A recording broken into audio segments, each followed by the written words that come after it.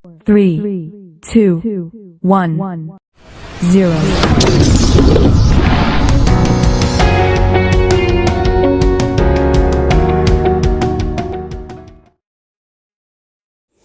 Assalamualaikum warahmatullahi wabarakatuh. Selamat pagi anak-anakku sekalian kelas 4 yang sangat saya banggakan. Pada pagi hari ini semoga saja kita tetap diberi kesehatan oleh Allah SWT, sehingga kita dapat melaksanakan kewajiban kita, yaitu mencari ilmu. Itu pada pagi hari ini kita akan mempelajari tema 1, indahnya kebersamaan, subtema 1, keberagaman budaya bangsaku, pembelajaran 3. Sebelum materi kita mulai, mari kita berdoa bersama dengan membaca Ummul Quran. Semoga kita mendapat ridho dari Allah Subhanahu wa Ta'ala. Al-Fatihah.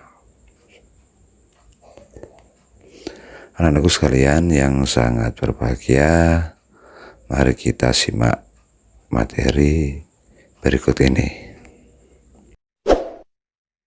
Kali ini kita akan belajar kelas 4, tema 1, indahnya kebersamaan, subtema 1, keberagaman budaya bangsaku, pembelajaran 3. Permainan tradisional apa yang ada di daerahmu? Bagaimana cara memainkannya? Hari ini kamu akan mengenal dan mencoba beberapa permainan tradisional. Tahukah kamu bahwa Indonesia juga kaya dengan permainan tradisional? Yang pertama adalah permainan benteng-bentengan. Benteng-bentengan atau rerebonan adalah permainan yang dimainkan oleh dua kelompok penawan dan tertawan. Masing-masing kelompok terdiri atas 4 sampai dengan 8 orang dan memiliki satu tempat sebagai markas. Markas atau benteng bisa berupa sebuah tiang, pohon, atau pilar. Permainan tradisional yang kedua adalah gobak sodor. Permainan gobak sodor atau gala asin atau galasin dilakukan di lapangan. Arena bermainnya merupakan kotak persegi panjang dan dibagi menjadi beberapa bagian secara horizontal dan vertikal. Indonesia memiliki banyak permainan tradisional yang sangat menarik. Banyaknya jenis permainan tradisional ini menunjukkan keragaman budaya yang harus kita jaga. Selain memiliki permainan tradisional yang beragam, Indonesia memiliki musik tradisional yang beragam pula. Bunyi yang dihasilkan suatu benda berbeda-beda. Demikian pula dengan bunyi yang dihasilkan oleh alat musik tradisional. Bagaimana bunyi tersebut bisa sampai ke telinga kita? Ayo lakukan percobaan berikut. Percobaan yang pertama. Tujuan percobaan mengidentifikasi sifat bunyi atau merambat melalui udara. Alat dan bahan: selang plastik panjang 2 meter atau lebih. Langkah kerjanya: pertama, pegang salah satu ujung selang dan minta temanmu memegang ujung lainnya. 2. Dekatkan ujung selang ke telinga. Yang ketiga, minta temanmu berbicara melalui ujung selang yang ia pegang. Yang keempat, dengarkan dan catat apa yang ia sampaikan. Berikan hasilnya kepada temanmu untuk diperiksa. Selanjutnya, percobaan kedua. Tujuan mengidentifikasi sifat bunyi atau merambat melalui benda padat. Alat dan bahan: 1. Gelas plastik 4 buah, 2. Benang kasur, 3. Paku. Langkah kerja pertama, buatlah satu lubang kecil dengan ujung paku di tengah dasar gelas plastik. Kedua, potong tali kasur sepanjang 2-3 meter.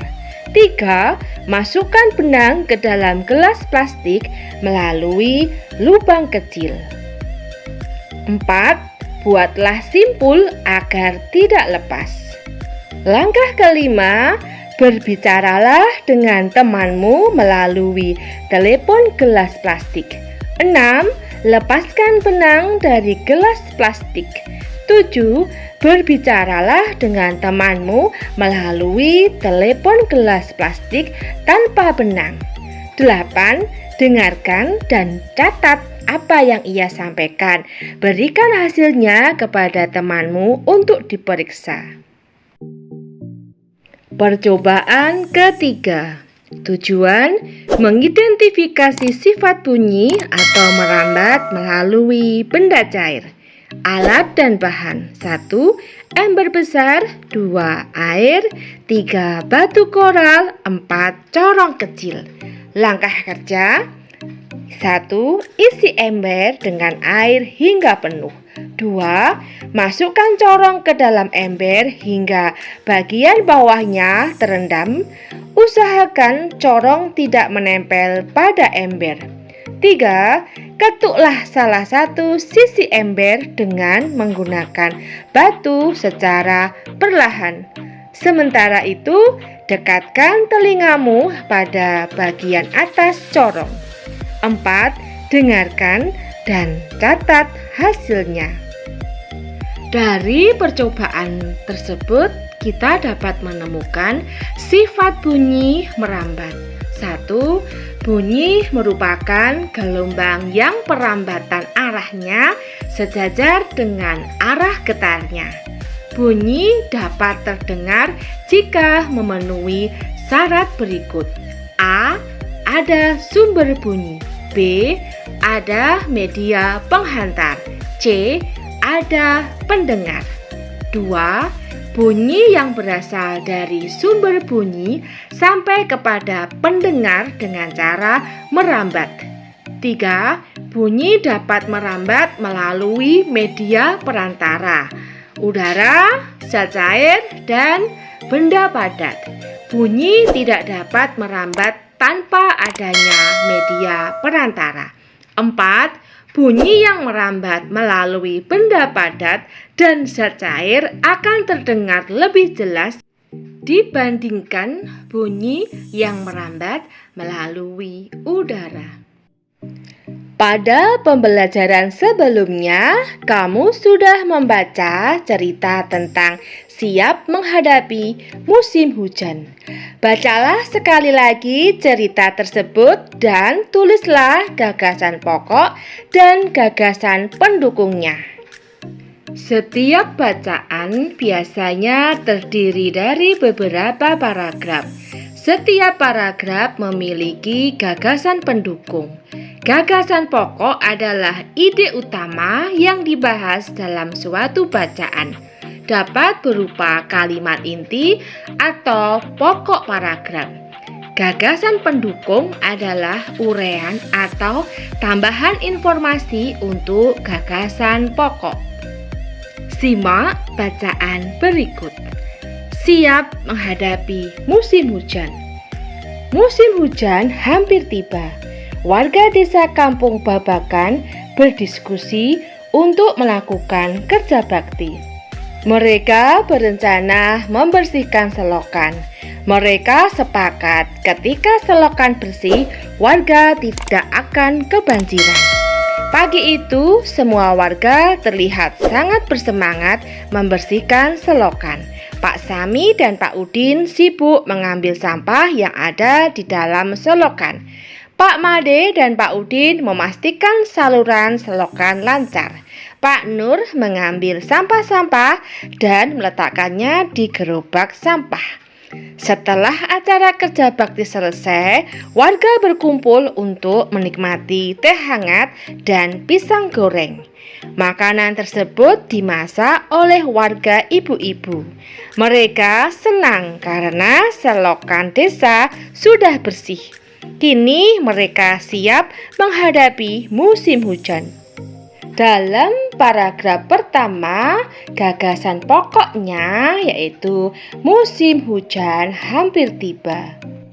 Gagasan pendukung pada paragraf pertama dimulai setelah gagasan pokok paragraf pertama musim hujan hampir tiba.